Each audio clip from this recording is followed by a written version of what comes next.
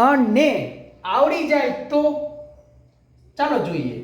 હું પછીનો શબ્દ લખ્યો મેં સવાર અને એને લગાડ્યું મેં થી. આને કહેવાય સવાર. સવાર એક પ્રકારનો સમય છે, સમય. અને સમયની સાથે આ શબ્દ કયો થી યાદ રાખી દો. આ તો યાદ રાખી જ દો. હું સવારથી ટીવી જોઈ રહ્યો હતો. આ પહેલું વાક્ય. હવે અહીંયા જુઓ, જોઈ રહ્યો એને ઘણા આવું પણ બોલે છે, જોતો હતો. શું બને? હું સવારથી ટીવી જોતો હતો. હવે સમજદાર કો ઈશારા કાપી. પહેલા સ્થાન ઉપર આવે કર્તા. કર્તાની બાજુમાં કોઈ પણ સમય વાળો શબ્દ અને સમયને લગાડી દેવાનું છે થી. આ તો આવે જ. શાંતિથી વિચારજો. આવા શબ્દો વાળા વાક્ય તમે બનાવો છો. પછી કોઈ નામ. નામ પછી તમે જે ક્રિયા લ્યો છો ને, ક્રિયા, એ ક્રિયામાં શું હોય?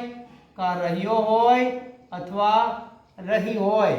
જો શુદ્ધ ગુજરાતીમાં બોલો તો. અને છેલ્લે આવે હતો, હતી, હતા. હવે ઘણા મેમ્બર્સ રફ ગુજરાતીમાં મારી જેમ શું બોલે? તો ક્રિયામાં ત લગાડી દે. શું લગાડી દે? ત. ત પ્લસ હતો, હતી, હતા. ઇન શોર્ટ ગુજરાતીમાં એક તો આવવું જોઈએ શું?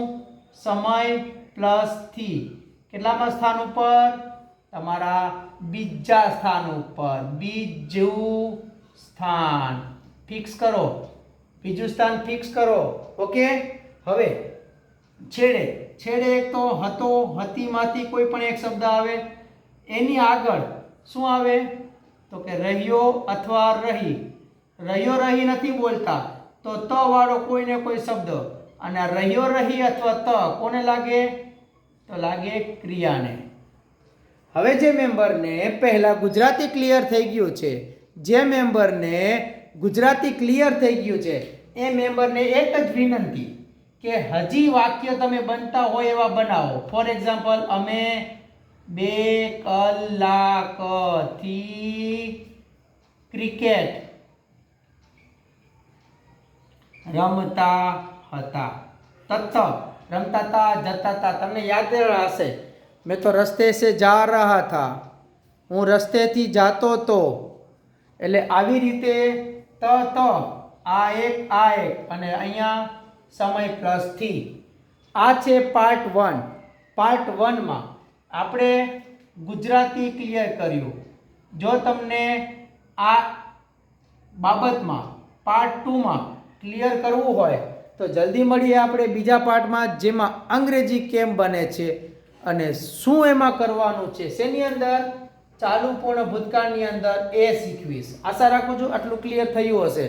કારણ કે ધ્યાન યોગ अर्जुन से सीखो, बस मछली की आंख को देखो. Thank you. Have a nice time. जय हिंद.